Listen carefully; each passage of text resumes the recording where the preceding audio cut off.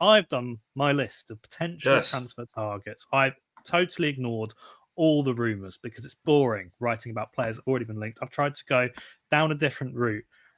I've picked out 8. And I know right now that you're getting that article up. And I'm going to ask you the question. Well, 2 questions, but let's start with one first. Stu, yes. What names on my list stand out? Are there any that you really think gets the juices flowing?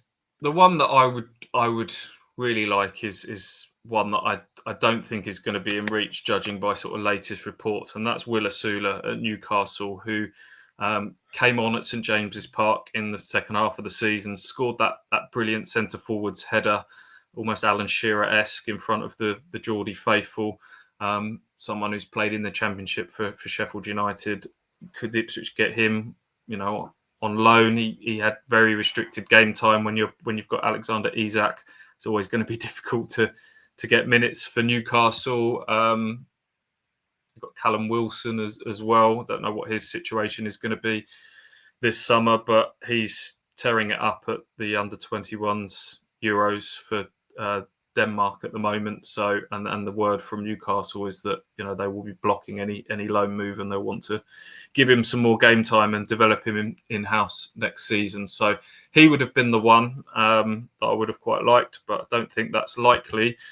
Beyond that, like everyone, I'm a sucker for a exotic foreign name from a lower league abroad. That Ollie McBurnie.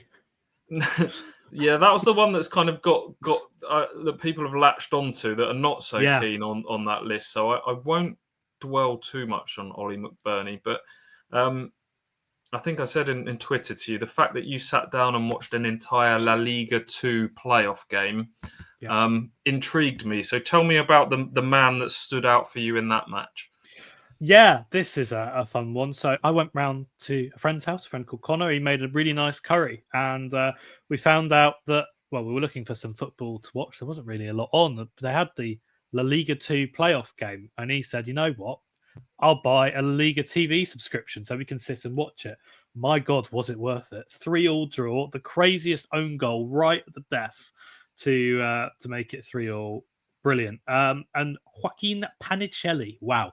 Bet whoever's listening to this has never heard of him, at least before I wrote this. Now, I like doing bizarre transfer rumours. We had our 6'7" Italian striker Lorenzo Lucca last summer.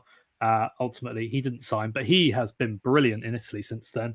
And I think Joaquin Panicelli is someone who could kind of follow that same pattern. He's a young striker from Argentina. He's 22, so plenty of room to develop. And in the second tier in Spain, on loan from Deportivo Alaves, 20 goals, 4 assists. He got 3 assists in this game, in this playoff game.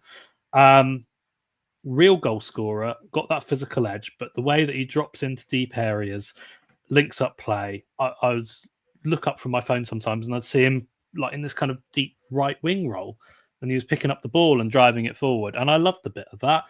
He fit the physical profile. He did a little bit of everything. Would he be affordable? Would he be feasible? I have absolutely no idea. But I'd love to see him in an Ipswich Town shirt. So that was definitely one that stood out to me. I want to touch on a couple more, and then I'll see if there's any others that stand out to you. Or move on from there. Richard Kone is an interesting one, and I think that he'll be a mover this summer. And I think that for the price bracket, he's someone that would fall definitely into kind of a feasible figure for Ipswich to look at this summer. And he was one that I thought possibly they could have had a look at in January. It is a big step up. He had the most incredible background. He was born in the Ivory Coast, came to England to play at the Homeless World Cup in 2019, then started playing for Athletic Newham. That was in the Essex Senior League. I don't even know what step that is. I think it's step 8 or 9. It's really low down. 88 goals and 109 appearances at that level. Earned himself a move to Wycombe. Been excellent in League One after some trials at Colchester, unnamed Premier League club as well. 21, he's had bids rejected for him in January from Luton, worth up to about £7 million. Wycombe didn't go up though, and he's got to have some aspirations of playing at a high level. Has all the right physical attributes. Is not, in my eyes, a top-end Championship week in, week out starter, but having him alongside George Hurst and Ashim Ali would probably still be at the club. We'll have to wait and see with him. That, to me, that is a signing I would really, really like. And I'm going to quickly come in and defend my Ollie McBurnie pick, just to kind of round off my side of this one. Ipswich are in a position where they are not going to be able to attract the top strikers. They want to bounce back to the Premier League. And it means that you can't always be thinking about the long term. And if Town can bounce back and be a Premier League team next summer, they might want to use some of their very sizable funds to go and target a top-end striker, a Liam Delap style player. Ollie McBurnie would not be that kind of player. He would be someone who would look to get away from Spain if he's decided that Las Palmas' journey there is over. At 29, I think he is. He's not necessarily going to have a huge ceiling by any means. At the same time, he's got 13 goals in his last championship season. He's won promotion from this level quite a lot of times, and adding that level of experience and questions about the personality, fine, but that's not really necessarily put Kieran McKenna off that many times before. We've seen players come in with question marks over them in the past.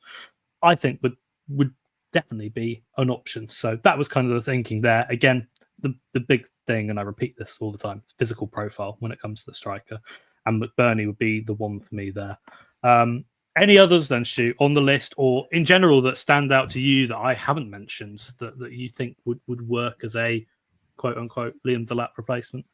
I don't want to give away too much of this list. I want people to subscribe and to go and read this, because you've got some gems. I'm going to read out some other names, and I'm going to let people go away and subscribe and read this and have a thought, because I like it when there's a name that's come from nowhere, and then I read what you've had to say and I see the logic, and I think he'll do for me just based on a few of your musings. We've got Mihailo Ivanovic from Millwall in the Championship from last season.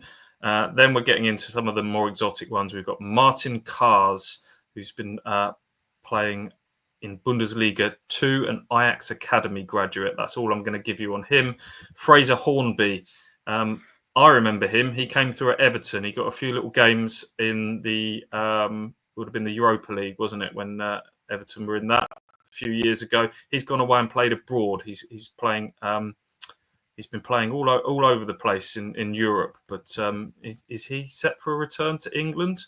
We'll see. Yeah, I think they're the main ones on your list. So have a little look at Alex's striker list. See what you think about that. I know how much work goes into it, how much football you watch.